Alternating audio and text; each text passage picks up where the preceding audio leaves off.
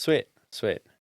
Well, Bobby, yeah, thank you so much for coming on the show. Sure. I'd love if you could just take the opportunity to introduce yourself, maybe brief background, and kind of where you're at right now. Okay, cool. My name's Bobby Nichols, originally from Parsons, Kansas, small town in the southeast corner of the state.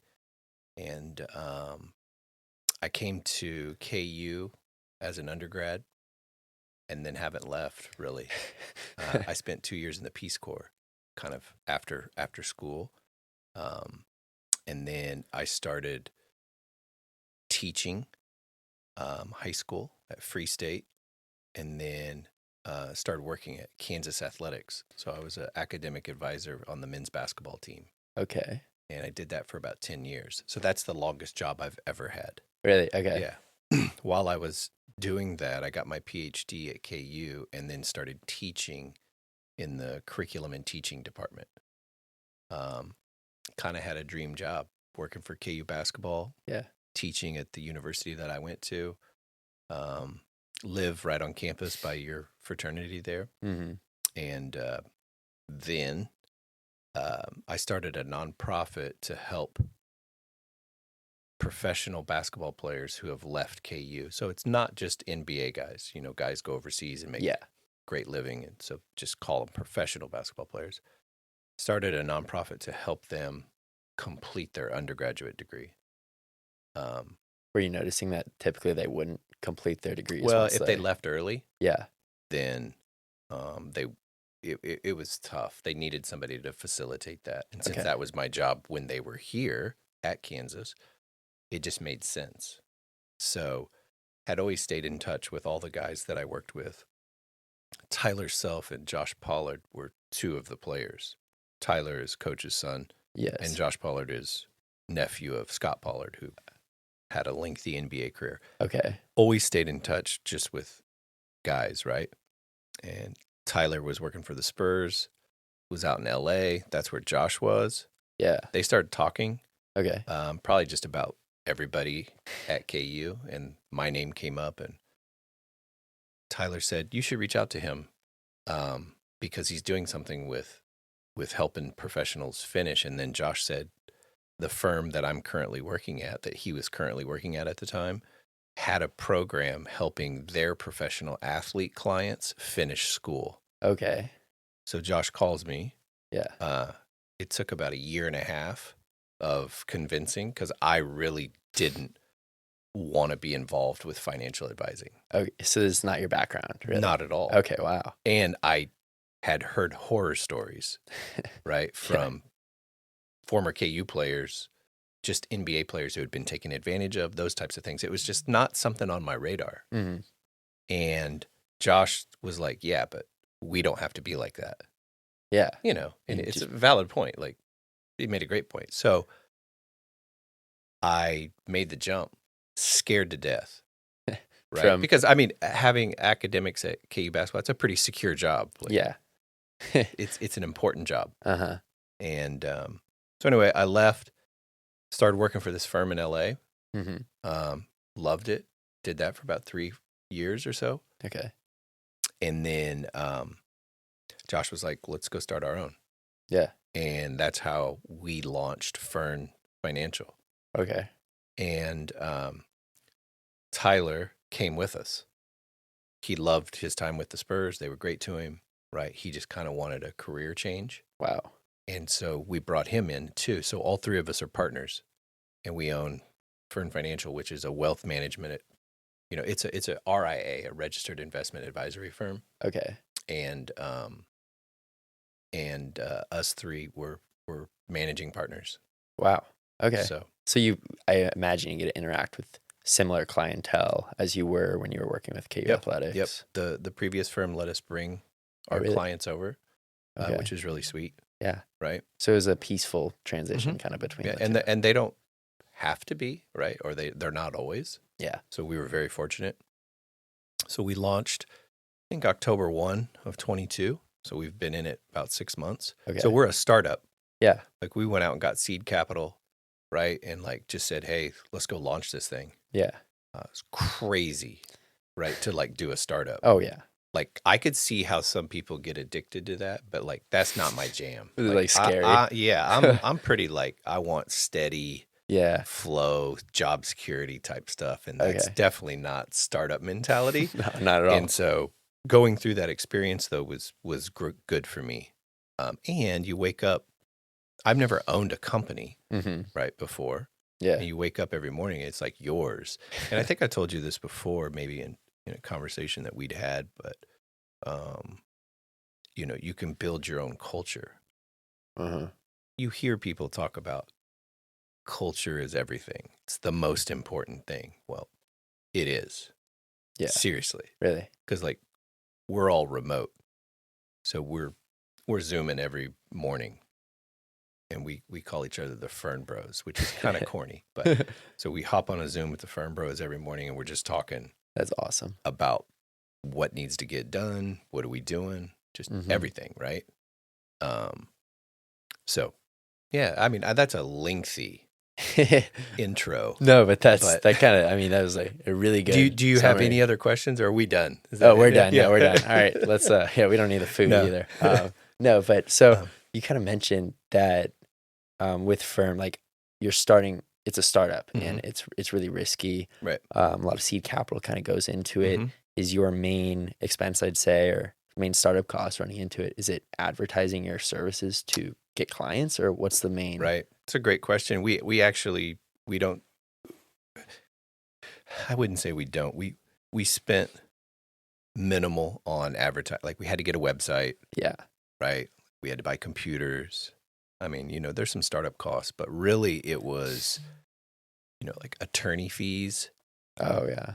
Right. Because you have to get registered in each state unless you're over 100 million that you manage. We're not. Yeah.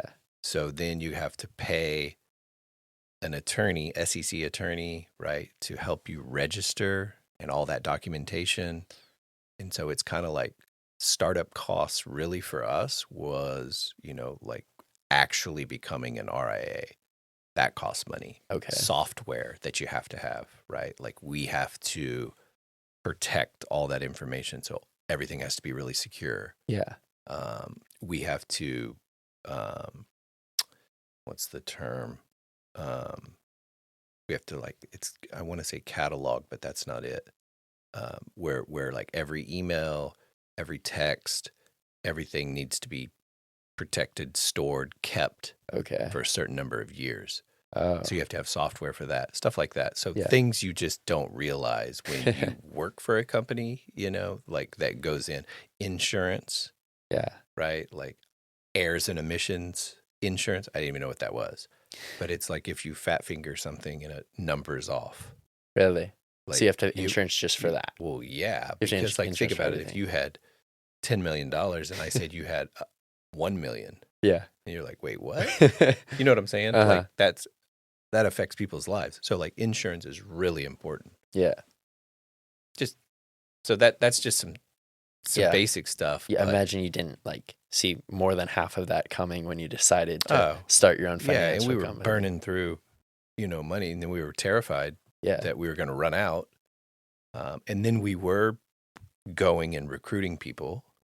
And so that costs money too. And it was definitely an interesting experience knowing that like paying for a flight in a hotel and staying a certain number of days affects your bottom line. Mm-hmm. Yeah. You know what I'm saying? Like, whereas before it was just expensed, right? You Somebody else got a will deal with that. reimbursement, right? And you were still working. But yeah, so that's been really interesting. Okay. So who are some like clients that you guys are able to work with? Is it mainly college athletes or is it like pro athletes or is it, you know, like... Yeah, no, that's a really good question. You know, we're not allowed to disclose the names of our clients, but I can tell you the type of client that they are. Yeah. So we cut our teeth in professional sports, specifically NBA. Okay. Naturally, because Tyler and Josh played at Kansas, and I was there in the academics, and we know a ton of guys in the NBA. And the NBA is kind of the smallest league, if you're thinking about the main three, football, basketball, and baseball. Yeah. Their teams just aren't very big. There's 15 guys maybe on each team. And so knowing those handful of guys, that was our focus. Okay. And then you just start to spread your network as you go. We actually have a lot of relationships with agents, NBA agents. Oh, do they usually handle the financial side as well? No, not in the NBA. They're separate. Okay. Other sports like baseball, Yeah. sometimes like Scott Boras, one of the biggest baseball agents, I think he has an in-house wealth management team. Oh, really? So if you sign with him, it's all in. Yeah. It's brilliant. Basketball, they stay separate. Okay. So we have relationships with agents, and our whole approach, basically when we started this thing, not FERN, but back at the previous firm, was going to agents and just saying, we'd love to have the opportunity to present to your client. We don't want any favors. Yeah. We want to compete for them, and we are confident that we can win them over. Okay. Based off of who we are and what we're presenting. Yeah.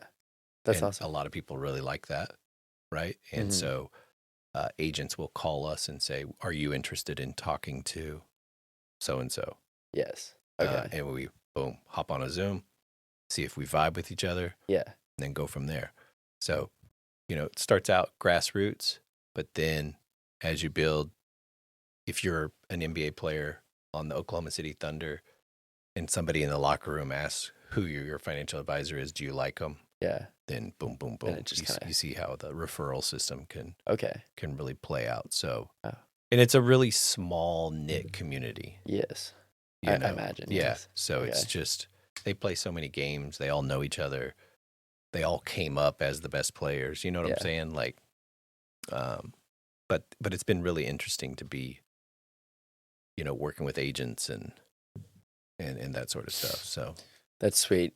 You kind of mentioned in a previous conversation that we had that, like, I don't know if it was during your time at KU, like with their athletic department, or if it's been like with FERN, but are you guys kind of helping out college kids like these, especially with the whole NIL deals that are happening? Like, these college kids are making a lot of money, like really fast. And like, they like, these are a couple examples of, I think these are like the highest paid NIL earners. And a lot of it's just coming from like, what are the sources? Is it social media? Is it advertising, sponsorships? Where's the most of the NIL money coming from? Yeah, that's a great question. I know in the basketball space, you don't have a basketball player up there, do you? Oh, I don't think it's all so. good. Paige Buchers is a stud, and then is it Zaya? I think it is. Yeah. So we would actually like to get Paige. Oh, really? I've reached out. But anyway, so that's a really good question. On the NBA side, college players, can sign with an agency, a sports agency, and certain sports agencies are finding deals for them. Right. Yeah. So just, it's really, if you think about it, it's been, has it only been a year? I think it's been since the NIL deals. NIL launched so it's 2 years ago. Okay. 2 years ago, July. Okay. Is when it launched. And we signed someone right away. Really? Yeah. Was everybody kind of just like getting signed? I mean, like, as far as financial advising, I don't know. Or not, I mean, but like, but we signed a client. Right away.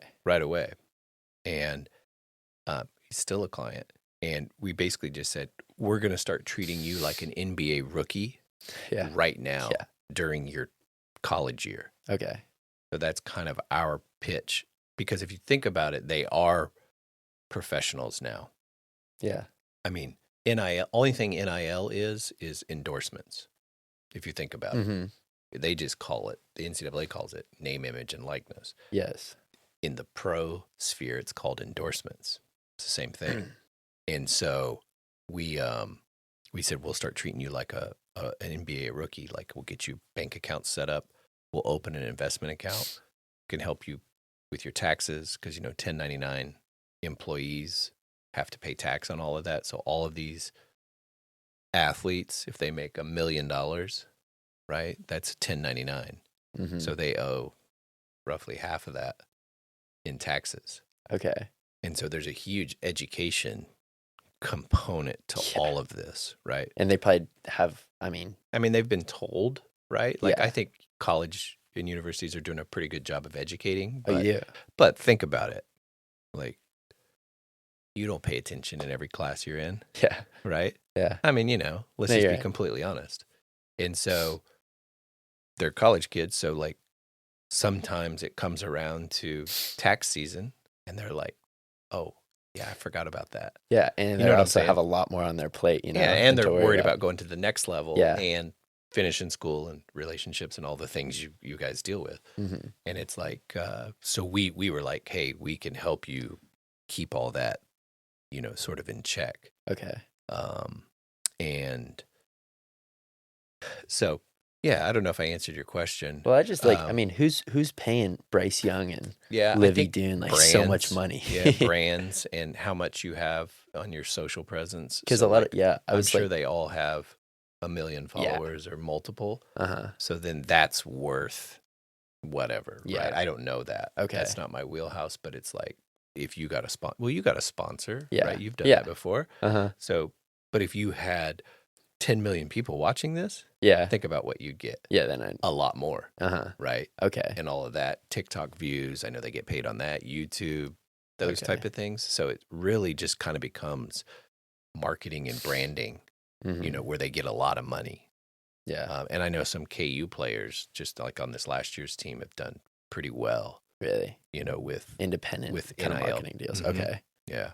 That's insane. Yeah, Just like Adidas will sponsor some people, Under Armour, Nike, like they'll choose, I think Adidas chose 5 athletes. One of them was a Kansas basketball player. Okay. Right. And so he got a certain number of dollars from them for all that. And that's yeah, huge. it's And, crazy, like, but they're just professionals, right? Like, it's just on a, and like the I NCAA think the has to same thing happens when they go to the next level. it just continues. So the NIL deal really just kind of brought any issues that would be happening like their rookie year in the NFL, like just Yep. like 4 years lowered forward. it, Yeah. sure.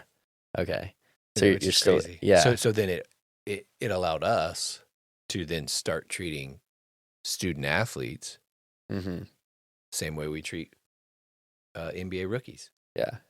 So it was natural for Are there us. any issues that you guys kind of like are capitalizing on, like solving, whether that's like crazy spending right away, not knowing how to handle it? So the things we focus on, that's actually a really good question.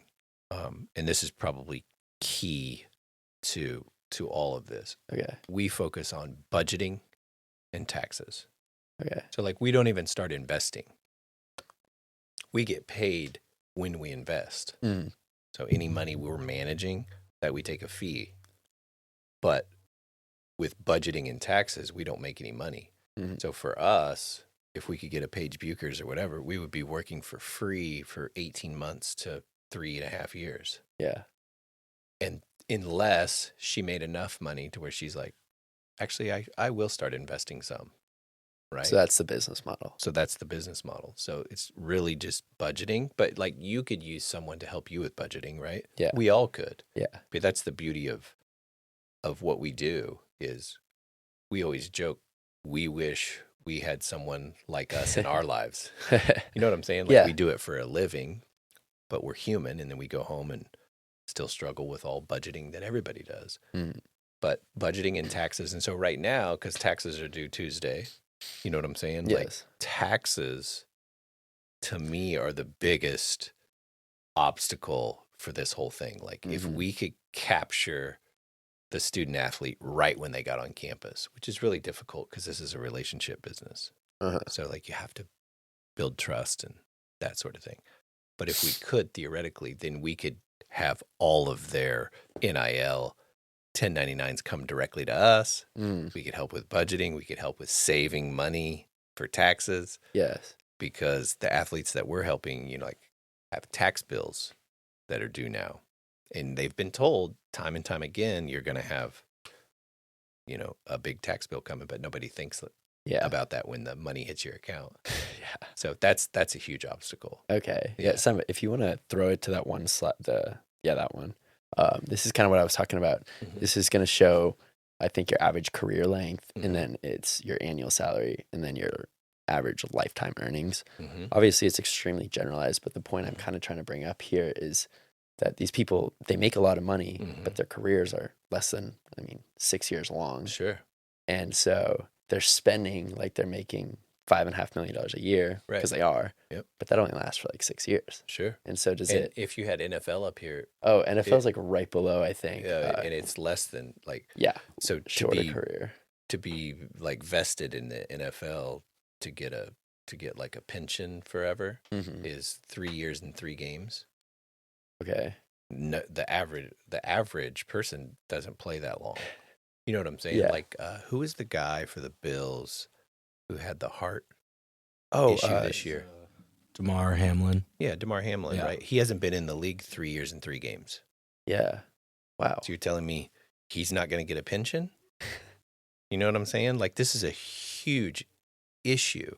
Yeah. But I don't want to go at the NFL, you know. But looking at this, yeah, this is perfect. So if you think about a curve, right, in your life, let's just use an example for you. You're going to start working at 23 or whatever, and then you're going to work for 20 years, right? Or 30, or 40, probably 40 years. Okay. So that your curve is very long before it drops. Theirs is really small because, like you said, it's only 4.8 years, right? Which actually seems high to me. Yeah, for the NBA. Yeah. But so, and then they're making all of that money. So we treat our clients like they're about to retire, which they are. So That's interesting. we try to save as much as possible. And so people who want to work with us, they have to like buy in. Yeah. So like when I say it's a vibe check, it goes both ways. Like they got to trust us. We have to like trust that they're going to buy into this process that we have. Okay. And so as soon as they start playing and they start getting checks, we start treating them like they're, 60 years old, getting ready to retire in 5 years. Yeah. Unless it's like a LeBron who's playing with his son in 2 years. And what is that? 1%? Yeah. So that just doesn't happen. Mm-hmm. Right. So, but yeah, this is a really good visual. Because you have like, I'm trying to think of a couple. I think Mike Tyson went filed for bankruptcy. You have all these like really big profile names who just spent money, couldn't save, weren't financially educated. And Sure. So I feel like that's kind of, at least from my perspective, I think that's what your like FERN is like Right. capitalizes on. Yeah. And specifically to me, education is still part of who I am. Mm-hmm. Like I can't become a finance dude, because I own a finance. A FERN bro. Yeah, a FERN bro. Like I couldn't just do that. I still have to be me. Yeah. And so we talk about this all the time, that like we make millions and billions of dollars. Yeah. We have to stay grounded in who we are. And for me personally, like I love helping, the student athlete who is getting sprung into wealth. Right. So like you think about this, like let's say both of you guys lose all your money. Okay. Right. People are gonna be like, oh man, those guys, dang, that really stinks that they're homeless and broke and they don't have a car. And it's like easy to feel sorry for someone. I feel just as bad for people who get sprung into wealth. Okay. Really? Right. And the reason is a ton of people are coming after you, your new friends, right? Yeah. Like family issues. Like there's a lot of issues that go into having tons of money. Right away too. Right. Yeah. And so sometimes you see people, they're so excited they got drafted, right? And then it kind of like sets in of like, oh, this is what they were warning me about, right? There are bad people out there. And so we're there to try to protect them and help them manage all of this because it's a lot, right? And some people are good at it, some people aren't. I don't think I would have been good at it if I was 18 or 19 and I got drafted as a lottery pick. Yeah. I would have been an idiot, but I didn't have that like knowledge. And that's not a knock on my parents at all. It just wasn't a part of who we were. Yeah. You know what I'm saying? It takes and so a like lot. I think about that when I see these kids, that I'm like, look, I know you're pumped that you got 20 million guaranteed, but like now the real issues start. Yeah. Yeah. And so taxes, cutting people off or dealing with issues like, so there's a lot that goes into it. That kind of reminds me, you're talking about how like your family, your new friends might come at you. I heard something about this guy that he won the lottery and he just came into a ton of money, but before telling anybody, he looked at his life and he like kind of went through his close people in his life and he sent them all like a message that he needed some surgery or something. And he was like, hey, I need like 10 grand. Like, can you like spot me the money? And the next day, like they would come up with all these excuses, maybe a couple, like his mom would be like, yeah, or something.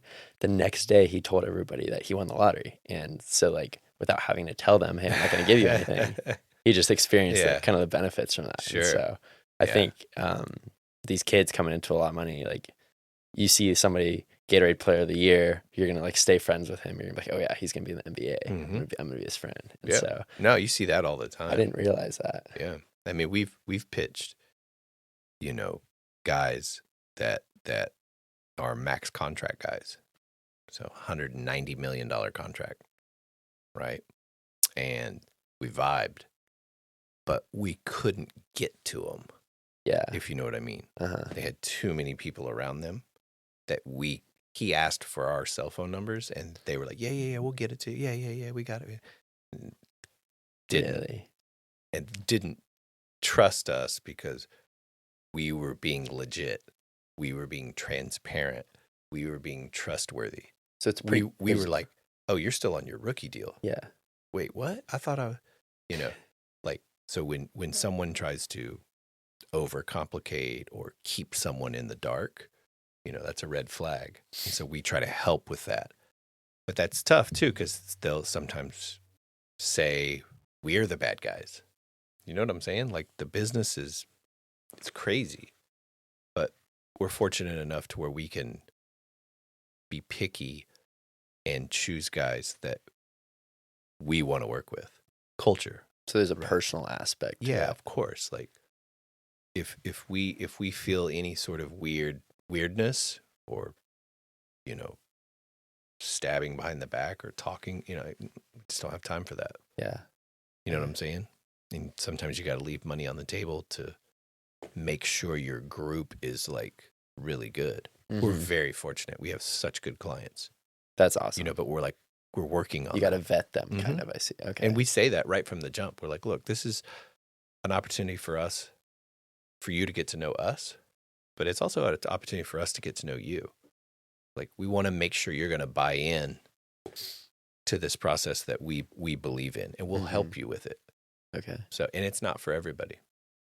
So yeah, it's crazy. I never thought that. I always thought, oh, I'll take every client that I could possibly get. It doesn't matter, and that's setting yourself up to waste a lot of time on one person. Okay.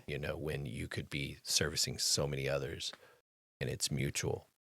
So you mentioned that you wanted to get this podcast in before the NFL draft. What is your involvement with that? What does that look like? Is that a super busy season for you guys? And then... yeah, we don't have a ton, of NFL clients. Okay.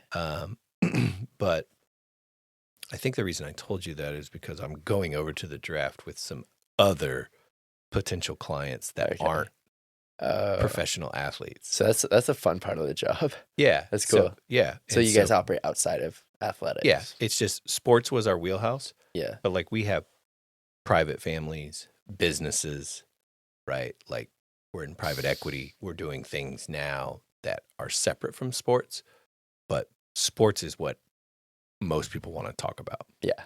Right? Like you and your boys talk about sports, whatever. Like you watch sports live.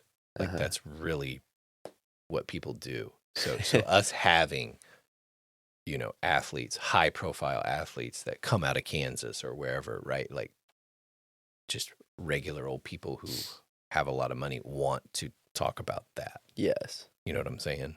So we're hashing on like financial literacy, like whether that's among athletes among other clients that you have, kind of among students like myself, do you see a lack of financial literacy like among the younger generation? And like, what do you think are a couple problems that might come from this, or ways that colleges could maybe implement more education around it? Yeah, no, really good question. I don't think it's just young people. Really? I think it's everybody. Everybody. Yeah. Okay. And I think, I'm fortunate that I'm in this space. And again, I don't pretend to know everything at all. I'd be the last person on earth to tell you that I'm the smartest guy in the room, because I'm not, right? But I think there's a lack of financial literacy just in this country. I think most people don't start saving until they're over 50. Okay. That's an issue. Yes. Like we can work on that at a very young age, even if it's small amounts, right? But since we focus on younger, people, there's a steep learning curve when it comes to financial literacy, learning about those things. But again, that's where I get really excited, is because that's kind of the teaching, the education component. Yes. Where it's like, look, we want to teach you the game, right? All these old dudes got the game in a headlock. Yeah. We want to show you what they know. Okay. What they're not sharing with you, us, whoever, right? We want to show you what they're doing, so that you can compete with them. Because there's definitely some people who seem like they like figure it out, and then, right? Or they have family that shows them how, or someone. They're not really incentivized to tell everybody or teach, take somebody under their wing. And so even with like some of these NIL student athletes that we sign, some of them aren't going to play in the NBA. They may play overseas for a few years or whatever. Mm-hmm. But if they could start saving now in college and save, I don't know, let's say $250,000. Yeah. Dude, that's awesome.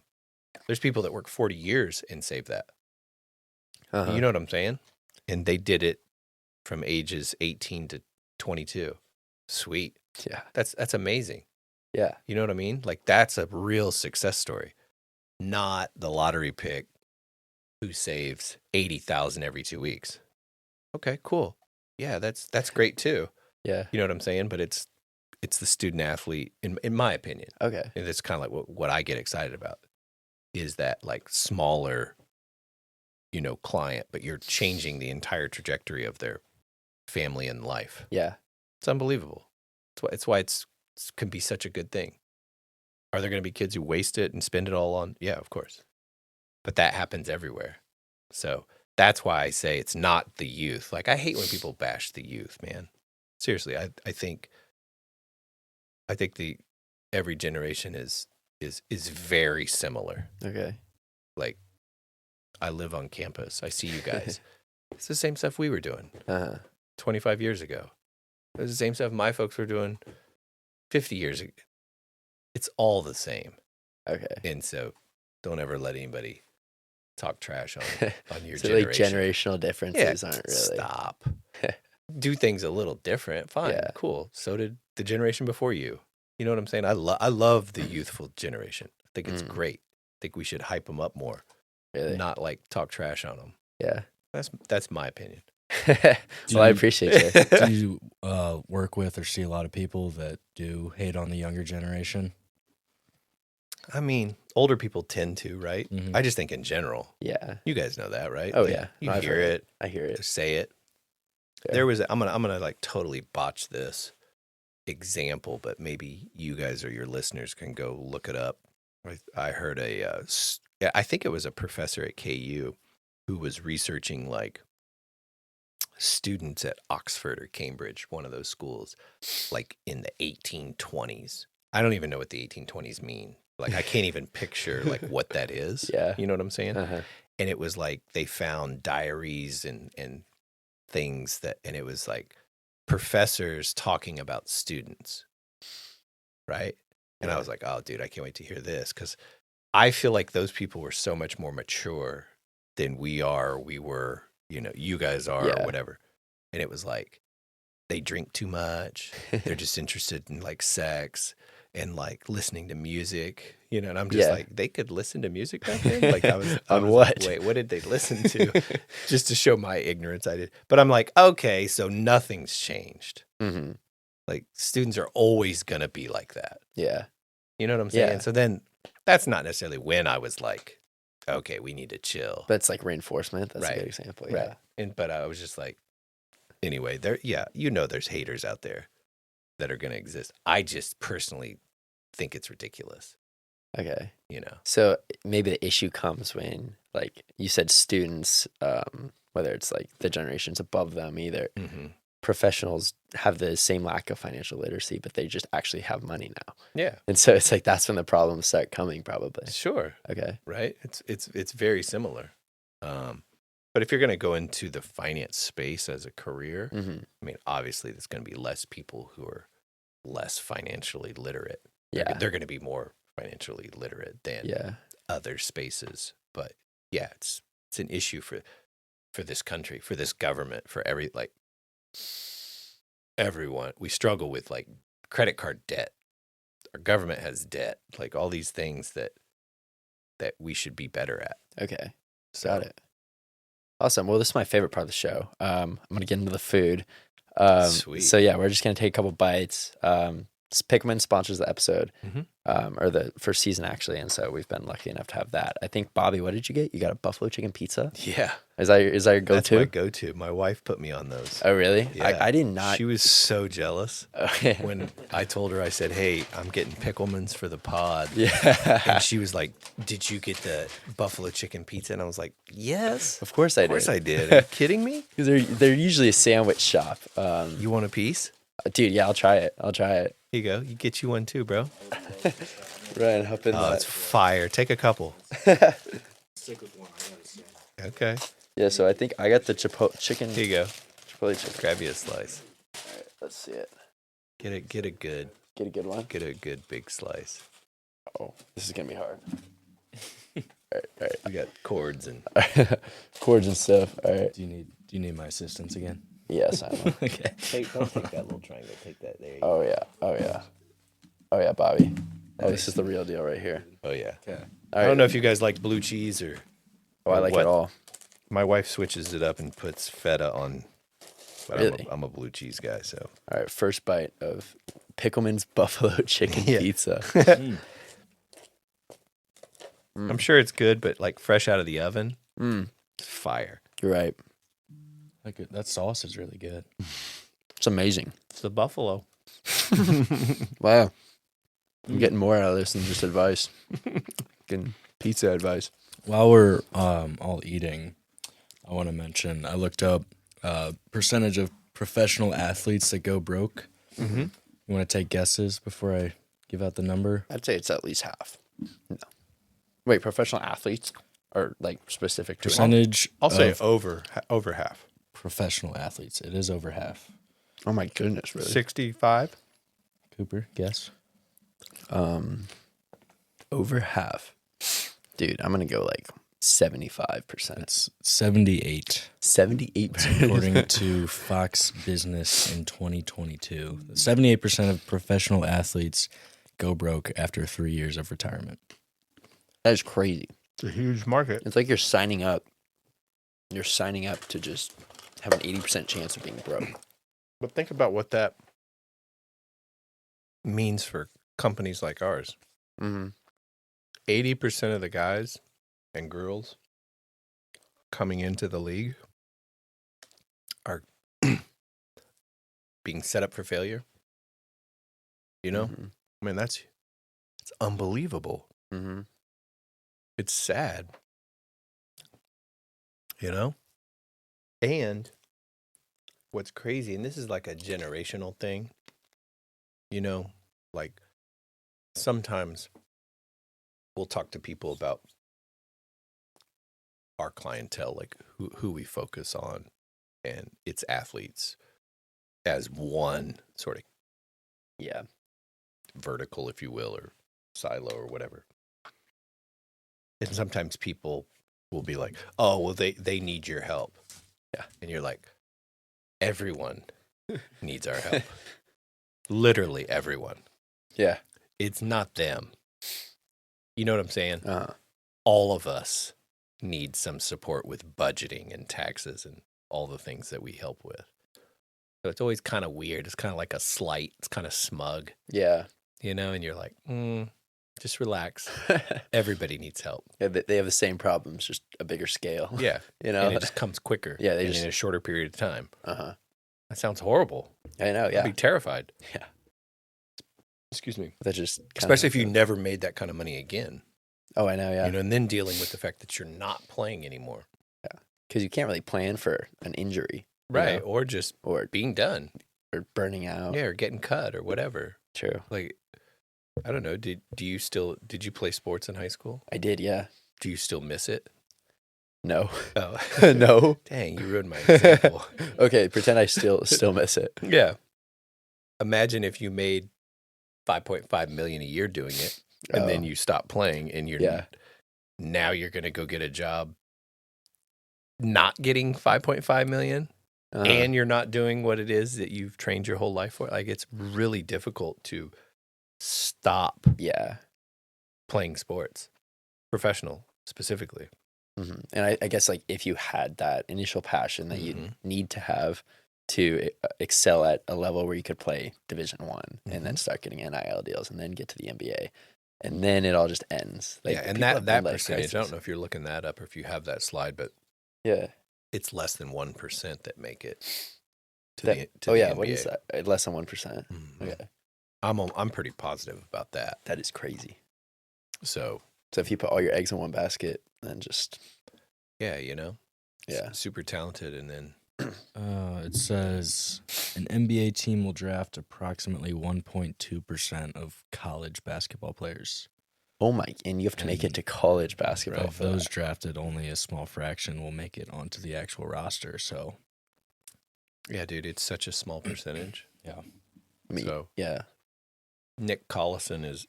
You guys know who that is? He played at Kansas and then a long career with the Thunder. I think he got drafted by the Seattle Supersonics that became the Thunder.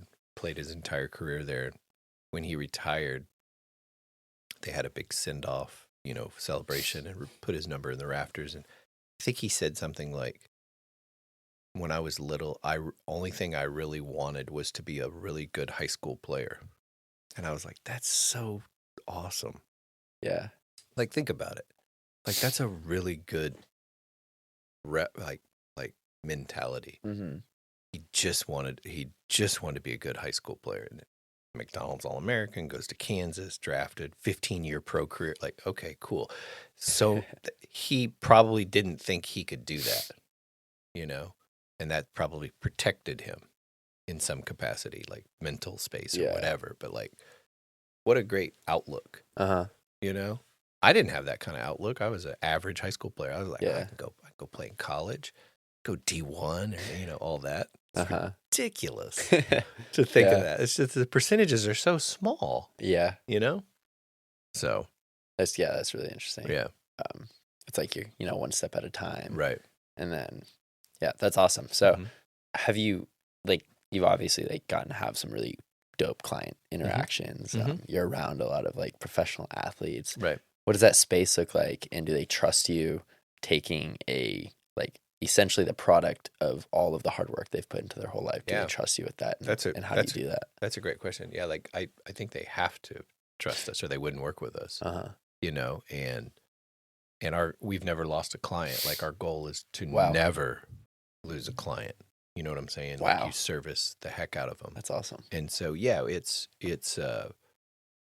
becomes, well, I'll just back up. When I worked with KU basketball, people thought flying on the charter planes or taking private jets to games and those types of things is really cool. It is, but it wears off after a while, and it's a job. And it's kind of the same thing that if we go after a game, not necessarily into the locker room, but back there where the family is, and hang out, see players and see all the big names. It's just part of the job. And we don't really become too starstruck, with that. Yeah. Because you're around it quite often. Awesome. So That's super. Yeah. That's it is. It's great a though. dope Like space. I hope I'm not like underplaying how cool it is. Like we love being in that space. But you just like you're But kind of it's- used to it. You have to act professional. Yeah. Like I see what you're saying. and it's just it's just business. It's Yeah. just like what you do for a living. And so it's like, oh my God, you get to go to games and do that. And it's like, well, yeah, but that's our job too. When we have to fly to New York, and see a player or whatever, it's like it's time away from the family and travel and those types of things. It is a cool experience, but it'd be nice to come home at night sometimes. So, but yeah. So Sweet. Well, we're just now kind of wrapping up, but I want to let you have kind of one more chance to kind of give some advice to some viewers. A lot of them are kind of like me. Maybe they're in college, maybe they're a young professional, maybe they just, financial literacy is really applicable to everybody, as we kind of discussed. And so like, what do you think is like the first step you could take as a college student, as somebody just graduating? Yeah, that's a really good question. I don't know if I know the answer to that, like the very first step. But again, it goes back to kind of how I choose to live my life. But I think just educating yourself, right? Just like trying to be interested, like really listening. You know what I'm saying? Like, you've had those classes, right? Or those professors or whatever that can you just listen to them and you're like, okay, like the vibe is there. Like, I like this person. Yeah. But it's like, if you could be interested in financial literacy. Yes. Because it's really not that sexy and because no one, people don't seek that out. And so we hope to make it interesting or make it like, oh, this is actually really cool, really important. You need this in your life. Yeah. So I don't know if I answered it, but it's kind of like, it's like educating yourself. And yeah, I do wish we as a country did more on this front, like we do every day. So it's kind of like a time thing. It'll take time. Okay. Yeah. Okay, that's awesome. Well, I want to thank you for coming on the show. And thanks this for having has been me. like an amazing conversation. Yeah, this is great.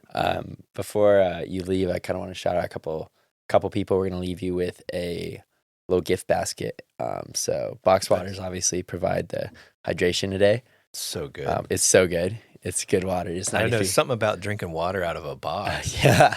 Seriously. It's cleaner. It's environmentally friendly, and it's also kind of dope to walk around. No, with it's so cool. So we have a couple of those in the bag. The Sweet. KU Bookstore sponsored it, and so we have a little crew neck for you. I don't know. Sweet. It's a size small, so maybe Bobby Jr. will have to grow into it. My wife might wear it. Maybe she'll wear it.